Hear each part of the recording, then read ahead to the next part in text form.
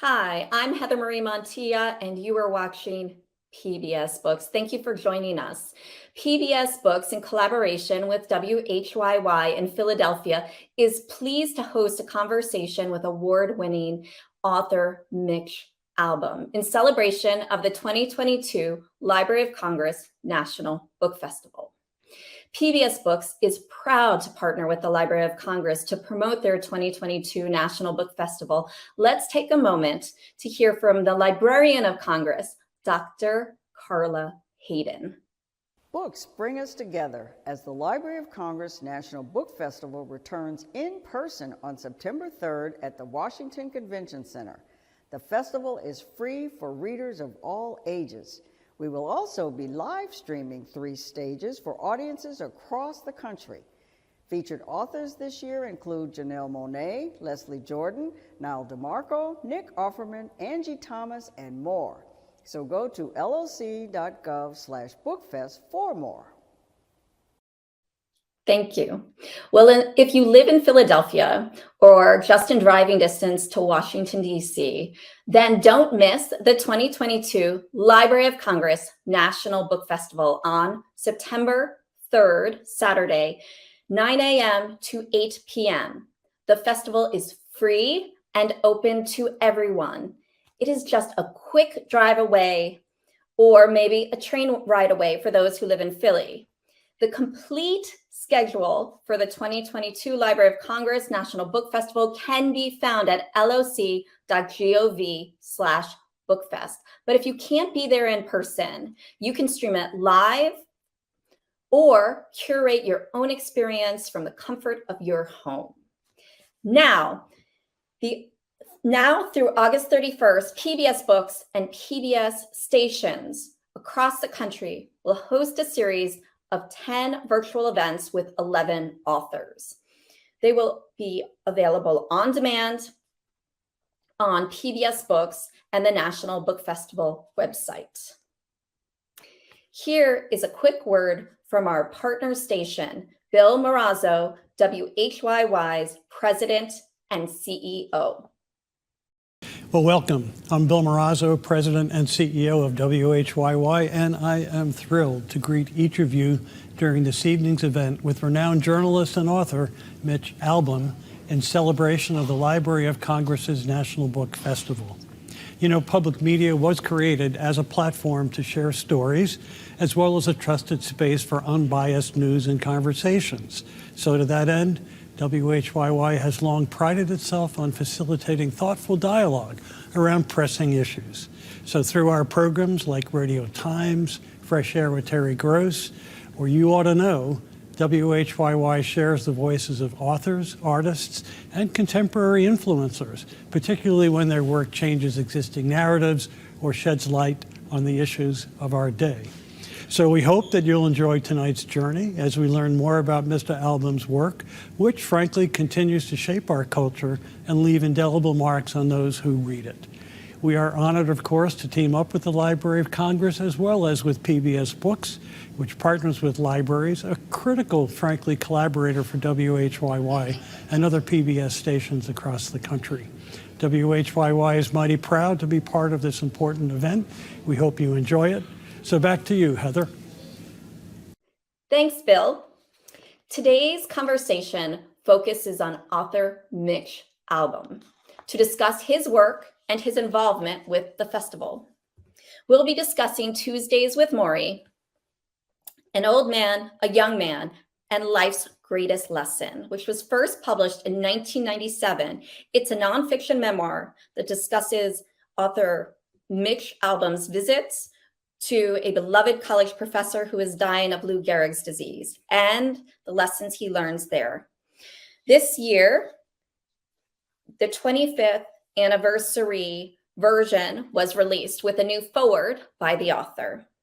Well, before we begin, we'd like to thank our numerous partners across the country, including our library partners, more than 1,800 strong, as well as numerous PBS stations for joining us and sharing this important content.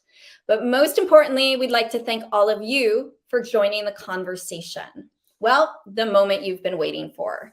Mitch Albom. Mitch Albom is the author of numerous fiction and nonfiction books, which have collectively sold more than 40 million copies in 47 languages worldwide. He has written award-winning TV films, stage plays, screenplays, a newspaper column, a musical, and 8 #1 New York Times bestsellers. Through his work at the Detroit Free Press, he was inducted into both the National Sports Media Association and the Michigan Sports Hall of Fame. Albom also received the 2010 Red Smith Award for Lifetime Achievement. His best-selling memoir, Finding Chica and Human Touch, the weekly serial published online to raise funds for pandemic relief, his latest work is a return to fiction with New York Times bestseller, The Stranger in the Lifeboat. Albom founded and oversees Say Detroit, a consortium of 9 charitable operations in his hometown, including a nonprofit dessert shop and food product line to fund programs for Detroit's most underserved citizens. He operates an orphanage in Port-au-Prince, Haiti, which he visits monthly. Albom lives with his wife, Janine, in Michigan. And today, as mentioned, we are here to discuss his best-selling memoir, Tuesdays with Morrie, An Old Man, Young Man, and Life's Greatest Lesson, 25th anniversary version. Welcome, Mitch. Thank you. Thanks for having me here. I'm happy to be involved with the Library of Congress. I'm looking forward to the fact that I'm going to be speaking at the festival on September 3rd as it marks its return to in-person humandom. And all for that because I've had enough of the pandemic like everybody else. So it's great to be able to get out and speak to people. This is wonderful to be able to talk to people virtually here. Libraries have played a huge part of my life ever since I was a kid.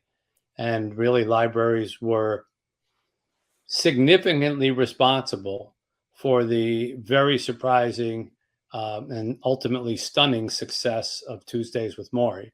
Tuesdays played a big part in that, so I'll be happy to talk about that. And I'm really glad to be here on the 25th anniversary of that book. Well, we're so excited to have you and so excited to hear more about all of that. And to moderate today's conversation, we're very fortunate to have Cynthia Canty.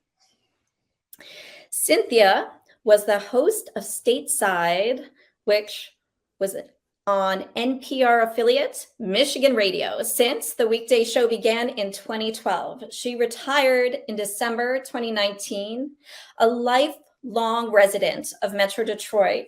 She was on television and radio in Southeast Michigan since 1979. She has also served as a popular radio host, television news anchor, producer, and as a general assignment medical and consumer reporter. She was a news anchor and morning show personality on Detroit radio stations. Throughout the 1990s, she was on television in roles as news anchor, reporter, public affairs host, and producer. Her reporting and writing have earned her many awards, including an Emmy and honors from the Michigan Association of Broadcasters and the Associated Press, as well as the Detroit Press Club. Welcome, Cynthia. Well, it's so good to be here. Thank you for inviting me to have this conversation with one of my favorite authors. So I'm excited.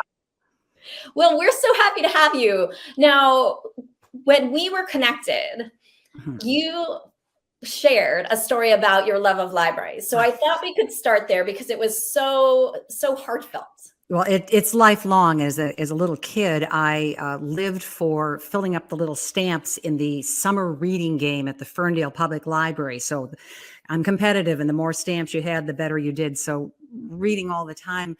And when I retired just at the end of 2019, the first thing I did is dust off my card and head to the Baldwin Library in downtown Birmingham, Michigan, because finally I can read for myself, not necessarily assigned readings for show prep.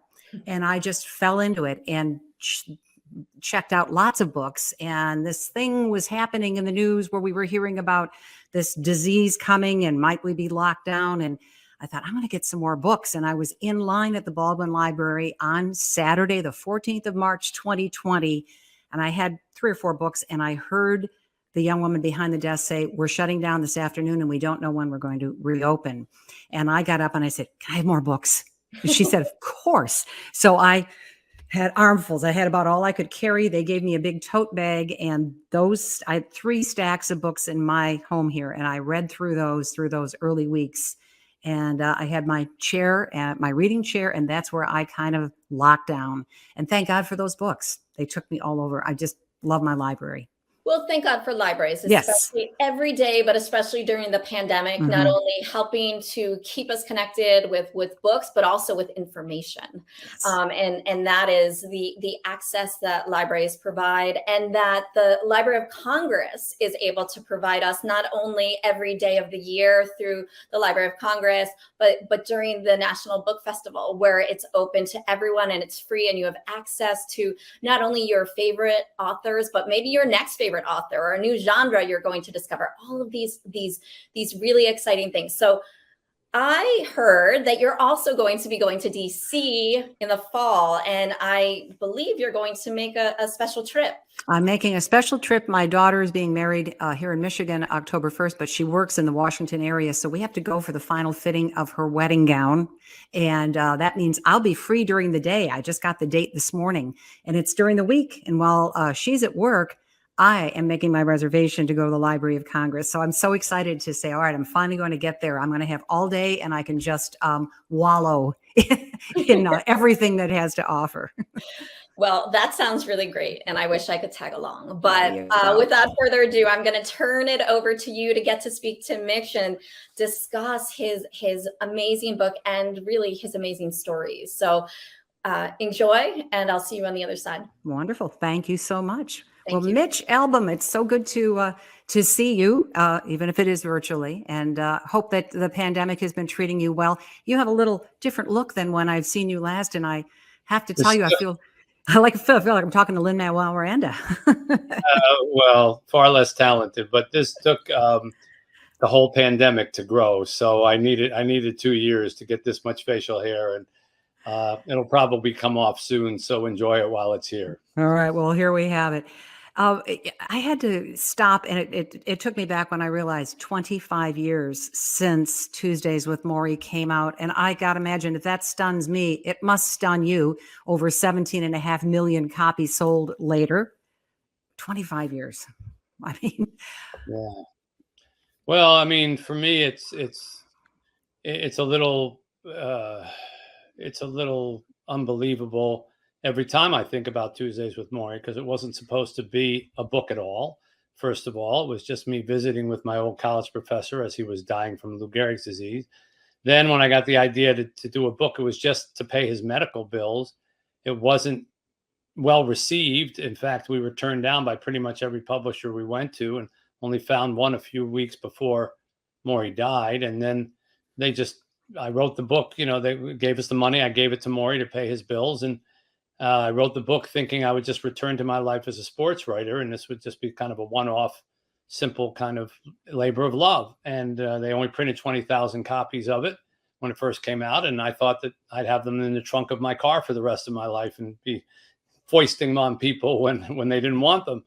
So to think that it's become the best-selling memoir of all time, to think that it's sold that many copies or been translated in that many languages or turned into a movie or a stage play or kind of thing that I can go around the world and just say the title and people recognize it. No one could imagine anything like that, least of all from the beginnings that it had. So to think that it's been 25 years since it first came out in that very hot publishing month of August, which is always, you got a future bestseller when they're putting it out the second week in August. But that it's kind of indicative of what everybody thought. And it's just been an incredible ride ever since. a little background. So Morrie Schwartz taught sociology classes at Brandeis University, and in the book you write, you took every class he had to offer, which were what was under the umbrella of sociology classes, and what made him such a special professor? Well, to be very honest, I wasn't that interested in sociology. I was interested in Morrie. Morrie was kind. He was interested. He was a kind of teacher that would ask you questions about your personal life and life outside of classes. The office hours with him turned into like just bull sessions. We would eat on campus. We'd walk around. We'd have lunch together. He invited me to his home, and so for me, I was very young when I went to college. I was barely 17 years old, and he was kind of an uncle to me, really. And so I ended up just sort of being interested in sociology because he was interested in it. And I wrote my honors thesis with him because it was him. And I did major in it because I had like 20 credits that would have been a shame to waste, but I really majored in Morrie. And then when I graduated, he made me promise that I would stay in touch with him. He said, "You're one of the good ones, Mitch. Promise me you'll stay in touch." And I said, "I will. Promise me I will. Say it in a sentence." "Okay, Morrie, I promise I'll stay in touch." And then I graduated and I went off into the world to pursue my career and ambition. And I proceeded to break that promise for 16 years. Never even a phone call while I was so busy just sort of becoming what I thought was important, which was, in the world of sports and sports writing and sports broadcasting and sports television. And I was just going 100 miles an hour, and never probably would have known what happened to him if I hadn't flicked on the television one night and seen him talking to Ted Koppel about what it was like to die from Lou Gehrig's disease. And that was how I found out that Morrie had ALS and only had a certain amount of months left to live. So you have to think about all those things that had to have happened in order for me to even be contemplating a book about Morrie. And it's just incredible. It's one of those things that leads you to believe that there are no accidents in life. There are no accidents. You happen to have Nightline or Ted Koppel on that night in March of 1995. You hear that name you knew. And by the way, you and everybody else, we've all fallen into that. Hey, I'm going to keep in touch, and life gets in the way. So, welcome to being human.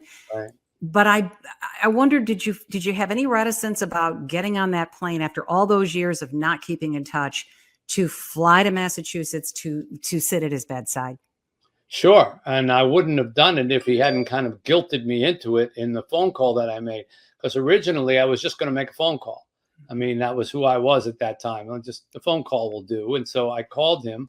I had forgotten that when I was in college, I used to call Morrie Coach. It was, I don't know, a sports affectation. Hi, Coach. How's it going, Coach? That kind of thing. Totally forgot that. I dialed his number.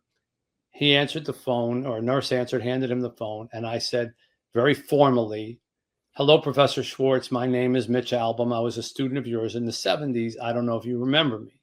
And the first thing that he said after 16 years, "How come you didn't call me Coach?"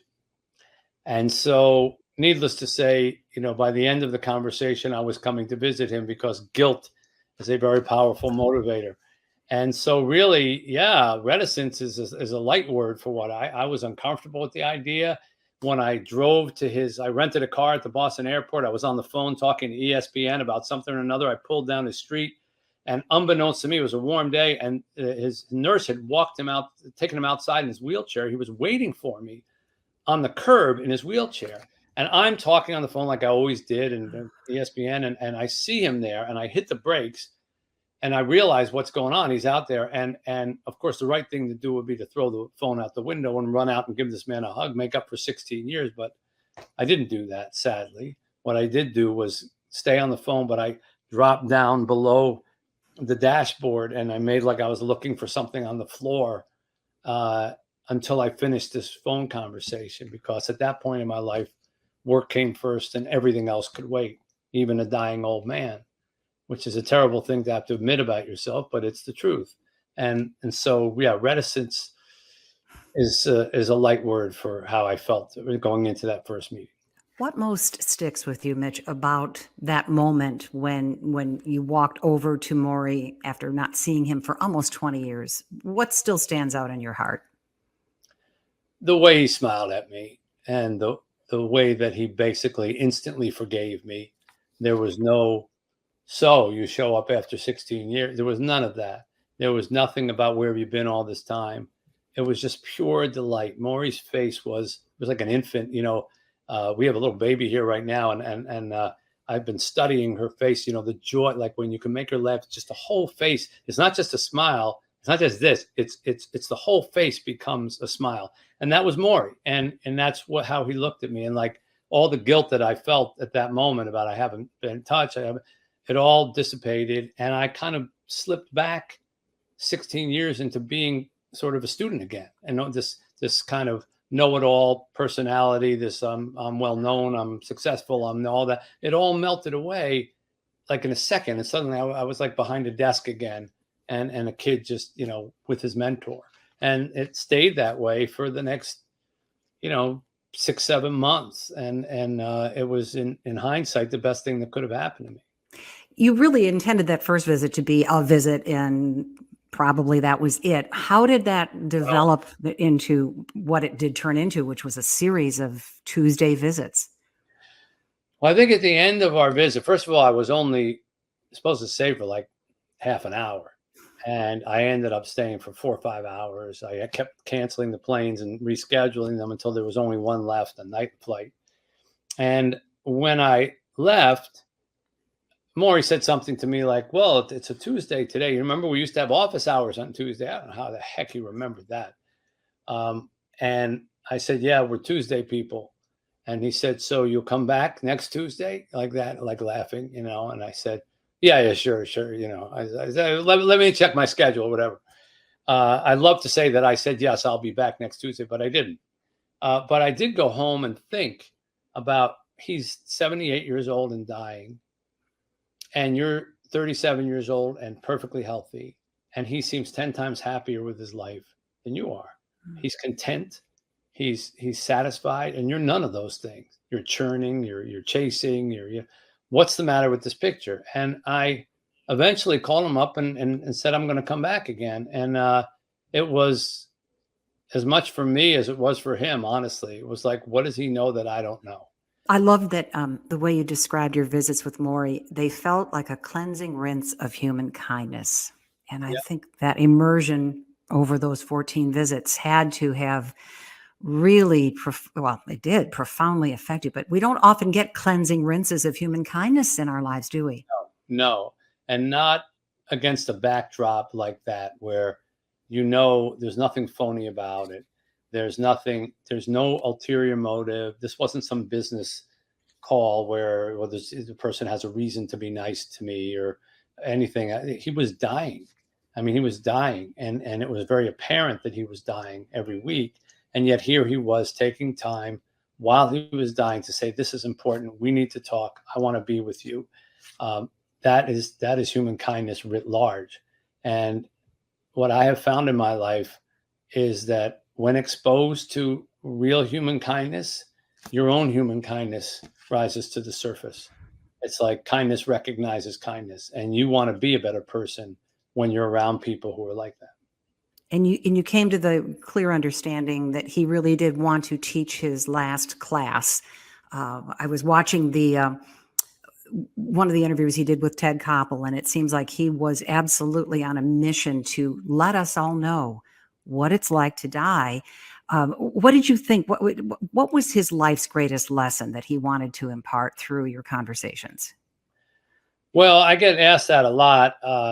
And I don't think there's a single lesson from Tuesdays with Morrie that stands out above the rest of them, because it kind of depends if you read the book or went through it like I did, of where you are in your life as to what matters the most. So if you're sick and dying or losing somebody, maybe when he said death ends a life but not a relationship, that relationship can go on if you have a good relationship here. And maybe that's the most important thing.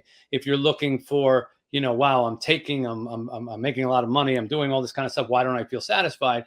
Then maybe when he talked to me about giving is living and that whole episode, maybe that's what resonates with you. I think for Morrie, if you summed it up and you said to him, okay, all those meetings with Mitch, what do you think was the one thing that you said to him that was universal, that overrode all the other things that you said? It would be when he quoted, I think it was Auden, his favorite poet, "We must love each other or die," and if you think about where we are today, you know, we're a lot closer to choosing death than we are loving one another.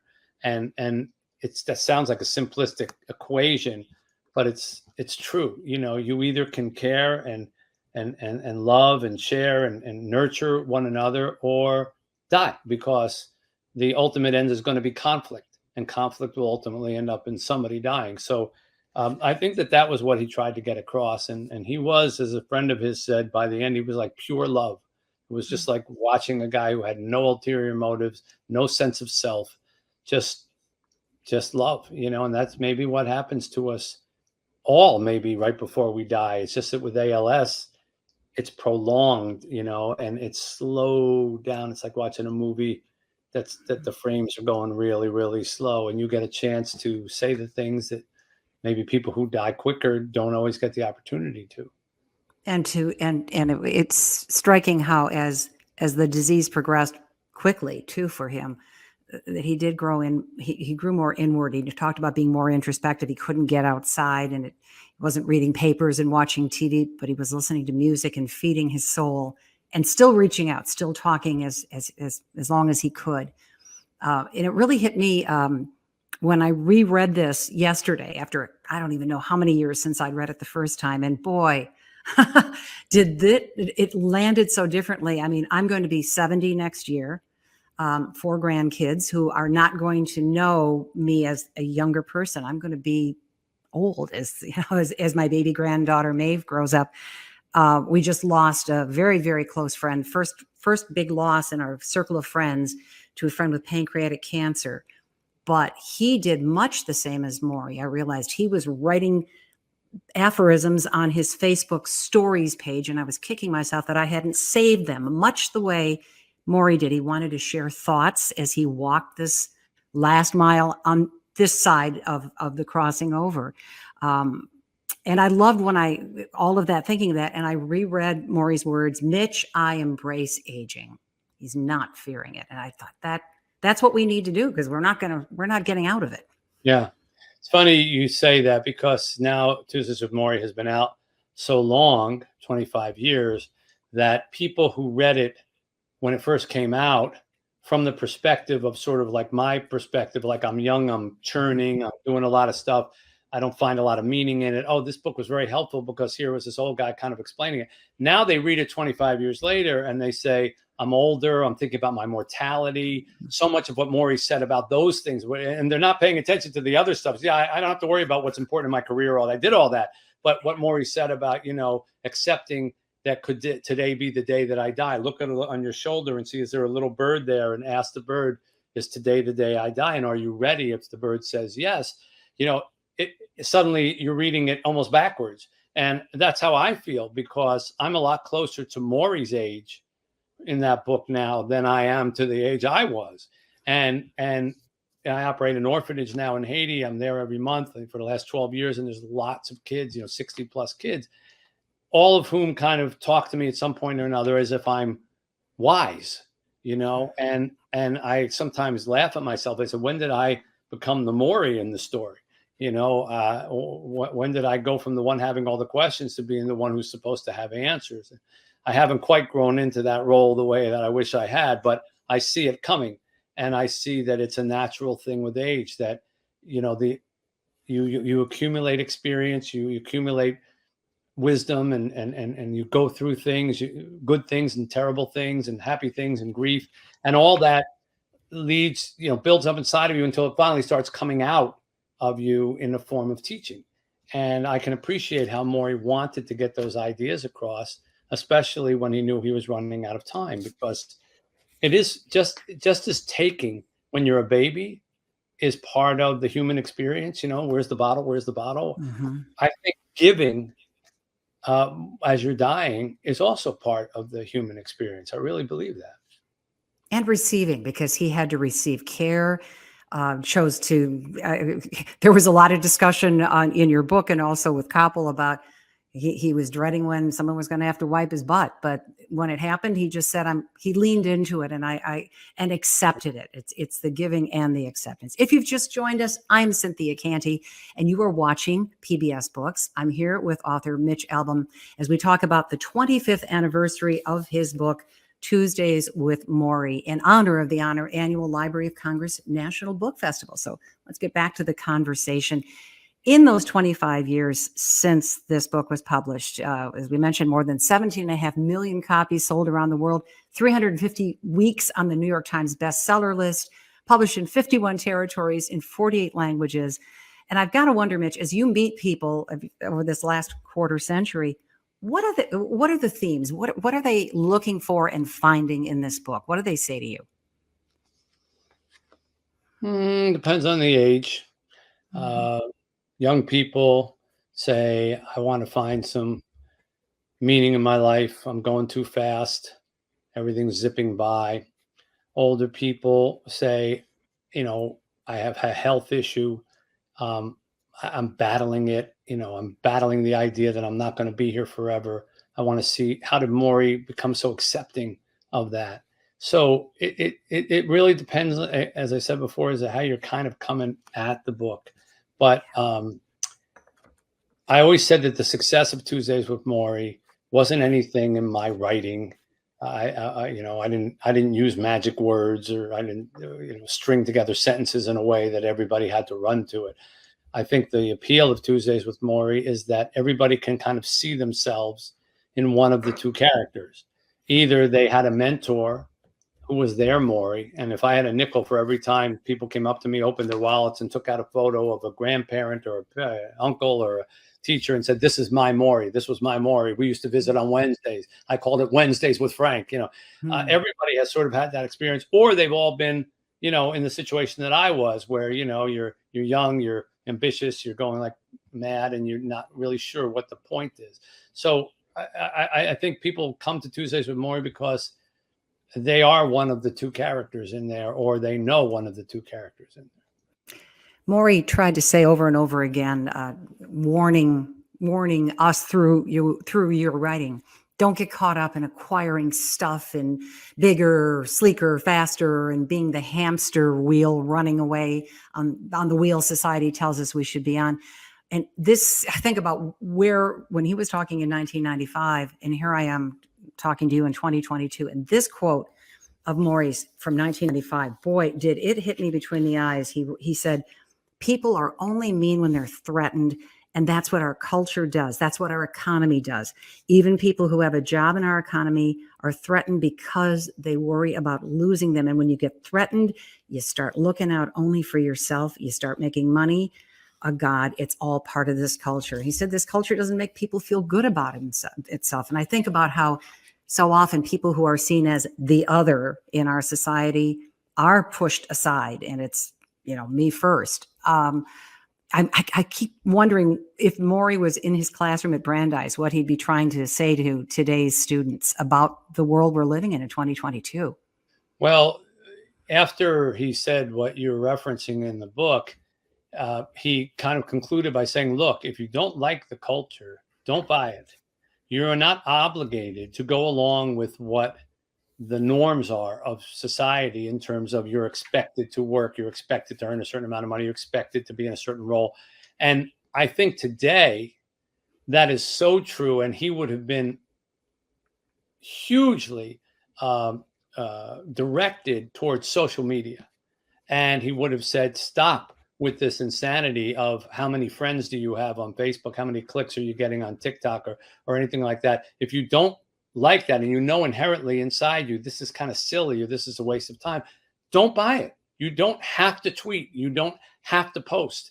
It is all right to live to the side of that. And I think he would have been vigilant about that. And because Morrie was against anything that pulled people apart from one another. He didn't want to talk on the phone. He wanted me to come visit him in person. And he wouldn't be up for Zoom conferences. Thank goodness he didn't live in the pandemic, because that would have crushed him, not to be able to hold somebody's hand, to give them a hug, to look and see the twinkle in their eye and not worry about the lighting. So I think his messages today are in many ways more vital and more pertinent than even they were in 1995. Amen. Amen to that. Those of us, Mitch, who live in Southeast Michigan, know a lot about what Heather Ann mentioned at the beginning of this conversation, that you have a you have a very busy career. You're turning out books, sports columns, your daily radio show, but you have a very, very rich, busy life with all the charity work you do. Tell everyone who's not from this corner of Michigan a little about Say Detroit and the work you're doing with that. Well, I started Say Detroit. Actually, it kind of relates back, Cynthia, to Tuesdays with Morrie. When Morrie in 1995 said to me, what do you do for your community?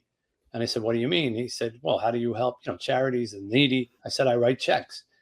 He said, anybody can write a check. You've been given a voice, and you need to use that voice to do something more than just aggrandize yourself. And he played the guilt card with me. But that year I formed my first charity, 1995, called the Dream Fund. And ever since then, I've been doing them here in Detroit, as you're familiar. And Say Detroit came about in 2006 when, believe it or not, we had the Super Bowl here in Detroit. And I read a story about it. They were having a party for the homeless, a Super Bowl party for the homeless. I thought, what is that? Well, when I looked into it, it was a euphemism for they were going to gather all the homeless people up off the street, put them into this one big shelter for the weekend so they wouldn't bother customers who were walking around the city. And then on Monday morning, they were going to boot them out back onto the street as soon as I remember that. Yeah. And I thought that was just so cruel. How can you act like you're being kind to somebody when it was really just for your own purpose? And as soon as you're done, you're going to put them back on the street. So I went down to a homeless shelter to spend the night there, to write a story about why you don't give this to somebody and then take it away. And I wasn't pretending to be anybody. I wasn't. I waited online. I got my blanket and a bar of soap, and I was online for the meal. And this guy in front of me turns around. He looks me up and down. He says, "Aren't you Mitch Albom?" And I said, "Yeah." And then he looks me up and down again. He says, "So what happened to you?" And, I remember laughing. I'm laughing at it now. But when I thought about it, I realized, it's perfectly normal, expected question from him. I'm sure he never expected to be on that line. And then something happened. And we're all just one or two or three major events in our life, from crashing and burning and who knows, being on a line like that. So I wrote a story about that experience, and I told that story in it. And something I wrote must have clicked with people, because I was trying to raise $60,000 to keep everybody who was in the shelter then for the weekend in until April, when the weather warmed up. And instead of $60,000, I got $325,000 in a week, just from people sending in 25, 50, 30. And so with that money, which I didn't know what to do with, I started consulting people when started going around to homeless shelters, looking at things. And we formed a thing called Say Detroit, which is Super All Year Detroit instead of Super One Weekend. You'd think as a writer I'd come up with something a little more clever, but it works. That's what it is. And we created a daycare center for kids who are 5 days old up to 2.5 years, for mothers who were in treatment. We created the nation's first medical clinic for homeless children, because homeless children were not getting medical care. Because if you go to a hospital with a homeless child and you tell them you're living in a shelter, whatever, they're supposed to call social services, and your child gets taken away. So consequently, people who were homeless weren't bringing their children in because they were afraid they're going to lose their kids. So we created this whole clinic where no questions were asked, and we didn't need insurance or anything like that. And it's thriving to this day. And we have, as you said, 9 different operations now that go all the way up to senior citizens, veterans, after school programs, things like that, all designed to help Detroiters who just need a hand up at some point in their lives. Not a handout, but a hand up. And I'm very proud to work with Say Detroit. It's grown into quite a big operation, multi-million-dollar thing that goes on every year. And 100% of the money that we raise, not 90, not 80, not 70, 100% goes right to the needy citizens. I pay for everything to run the actual charity, so that nobody has to feel like they're paying for an air conditioner or a paper clip or something like that. We have to talk now about the Have Faith Haiti Mission and Orphanage. So what brings a sports writer and an author from Detroit to be founding and running a mission and orphanage in Port-au-Prince, Haiti? Well, like everything else in my life, it's what happened to me while I was busy making plans, as John Lennon said, that's what life is. And I just went down to Haiti after the 2010 earthquake. I went with a pastor who said that he had an orphanage there and it had been destroyed. And I couldn't fathom the idea of children being buried under rubble. And I thought, well, if I can help in any way, I should go. And we went, and it hadn't been destroyed, although a lot of things around it had, but it had been overrun with people, and there were like 250 people trying to live in this one little third of an acre square. But the kids just stunned me. I mean, they were so positive and so grateful and so faithful. And I couldn't get them out of my head. And I came back the next month with a bunch of guys from Detroit, and we helped build the first toilets that the place ever had, because up till then they were literally using holes in the ground and rocks for toilet paper. And we built the first showers, we built the first kitchen, we built the school, and eventually we're doing all this building, but the kids were still eating 1 cup of rice a day. And I asked the pastor, I said, I don't get it. What's going on? He said, well, I don't have any money to run this place, and I really haven't for years. And in one of those sentences that years later you look back on and wonder what you were thinking, I kind of blurted out, well, I run some charities in Detroit. I could probably run this if you want me to. And he said, thank you, Jesus. Here it is, and I've been running it ever since. That was 2010, and I'm there every month of my life. So however many visits that is since 2010, 12 years. And we now have 60 plus kids. It's a beautiful place of beautiful children. They live with us. We don't adopt any of them out. They go to school 4 hours a day with in French, 4 hours a day in English. We have them on track to graduate at 18. And we currently already have 8 here in America who are on full scholarship to universities here in the state of Michigan. And we sponsor that. And then when they're done, they come back and work at the orphanage for 2 years in whatever they studied. So they give something back to where they grew up, and then hopefully go out into Haiti and make it a better country, which it desperately needs. And meanwhile, these children have been the absolute light of my and my wife's life. And their spirit, their gratitude, their hopefulness, despite the fact that everything they own fits into a 12-inch by 12-inch cubby. And many of them, we had to invent birth certificates and names because they just came to us. They were abandoned. They were left at a malnutrition clinic, or somebody left a kid under a tree to die or something. And I mean, unfortunately, that's what Haiti is. And we're proud to have these kids who one day, I hope one of them becomes the president of Haiti and they say, well, what boarding school did you get to go to get this position? And he says, I grew up in an orphanage, or she says, I grew up in an orphanage. And, I believe one day one of them will. And through your work in the orphanage, that's how Chica came into your life. Anyone who's read your book, Finding Chica, knows the story. Tell us a little about this very, very special girl and what she meant to you and to your wife, Janine, how she came into your life. I'm looking for you might be able to see this if I hold it up. So this is a little picture of Chica. We got her the Belle dress from Beauty and the Beast. Chica was born 3 days before the earthquake of 2010 and survived it miraculously when the building that she was in, it was a little one-room house, collapsed around her and her mother, but the roof fell backwards and she was spared. And so she was a miracle kid from 3 days old. And that night she slept out in the fields in a sugarcane leaves, and they made a bed out of the leaves, and she slept in the dirt for the next 6 weeks. They didn't have a home. And when she was 2, her mother died, giving birth to a baby brother. And she came to us, and she was for a couple of years the loudest, brashest, most stubborn kid we had. And you could hear Chica from across the yard, no. She was the boss. She was feisty. Had to be. Feisty. She told everybody where they could go, what they could do. And then when she was 5 years old, she developed a brain tumor. And we brought her here to the States thinking, well, all right, American medicine, they'll fix her up. We'll get her back. And she never went home, and she basically became our daughter. And we spent the next 2 years traveling around the world trying to find a cure for the incurable. She had something called DIPG, which usually takes kids in 4 or 5 months. And they told us, just take her home to Haiti. There's nothing you can do. And I said, well, you don't know this kid. She's tough.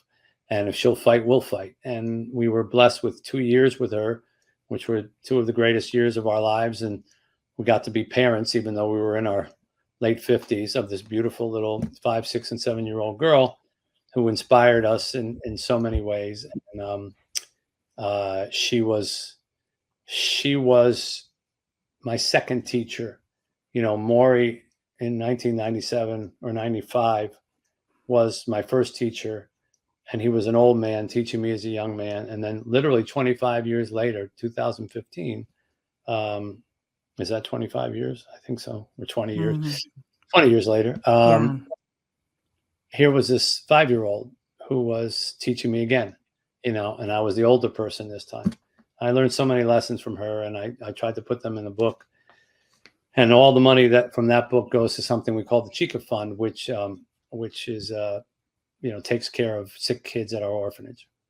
And anyone who wants to find out more can go to your website, because you've got links to the Chica Fund and more information. But now we have some news, because you've opened your hearts and your home again. Tell us about this.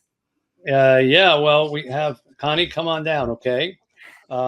We have a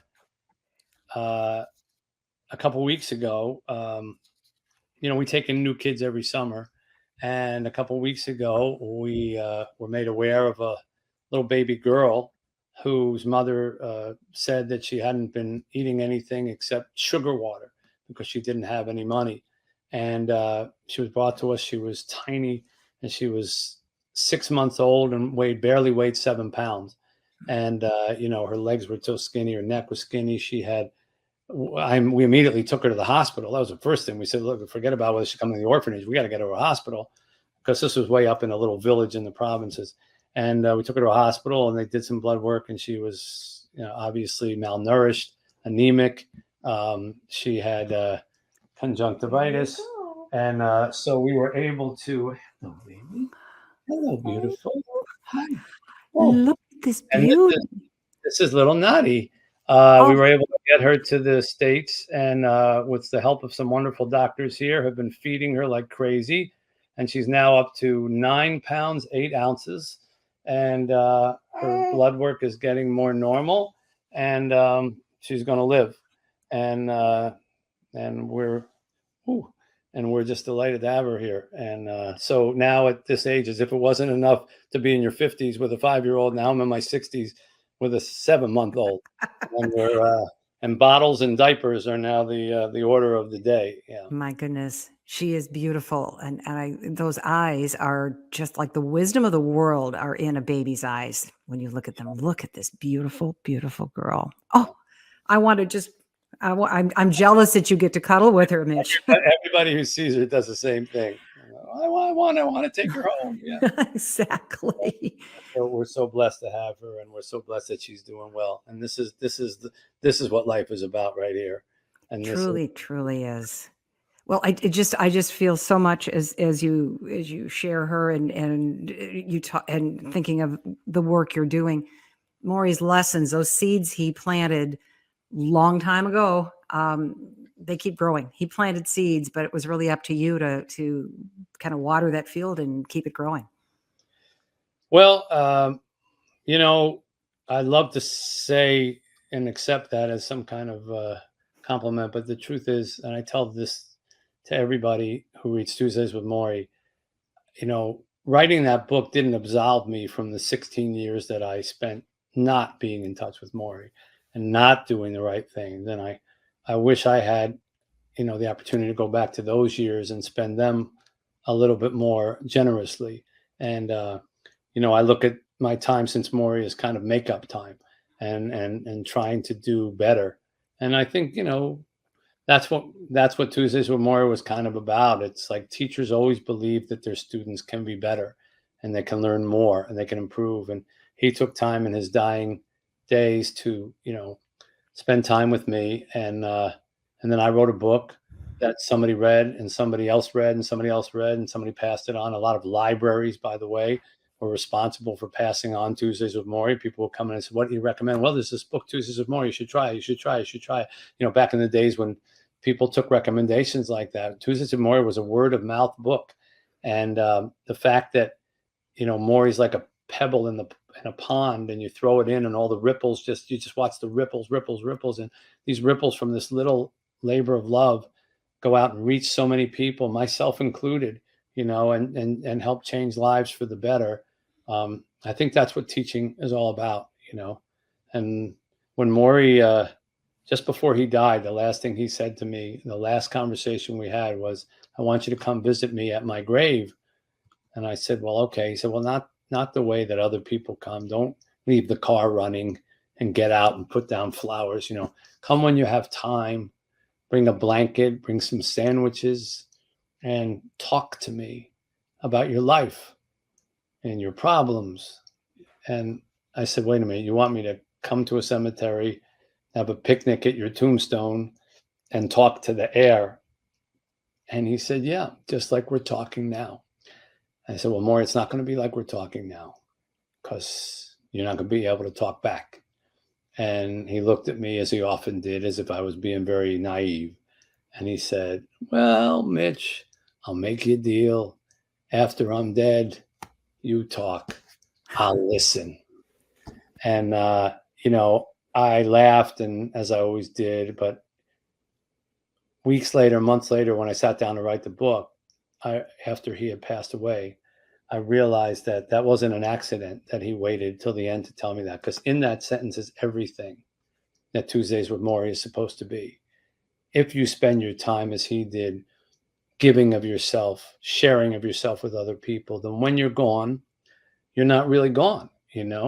You live on inside the heads and the hearts of everybody you touch, and they can talk to you, not because they believe in seances or ghosts, but because you're in them, and you can think, like, what would Morrie say about this? And I know what Morrie would say. Why? Because I spent so much time with him, hearing him say it. So his voice is like a penny in a piggy bank for me. You can't see it, you can't touch it, but you shake the bank and you can hear it. And that's what his voice is. And that's that little girl that you just saw. One day, when I'm not here, maybe she'll tell the story about, well, there was this guy who decided to take me to a hospital when I might not have been able to make it. And you know what?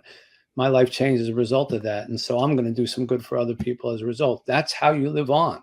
That's how you live on. And that's how Morrie lives on, even to this day, 25 years after that book came out. Mitch Albom, I want to thank you so much for spending this wonderful time with us, and want to thank you for Tuesdays with Morrie. 25 years later, even more powerful and even more relevant. And I know the man you call coach is very, very proud of the way that you're living out and sharing his final lesson.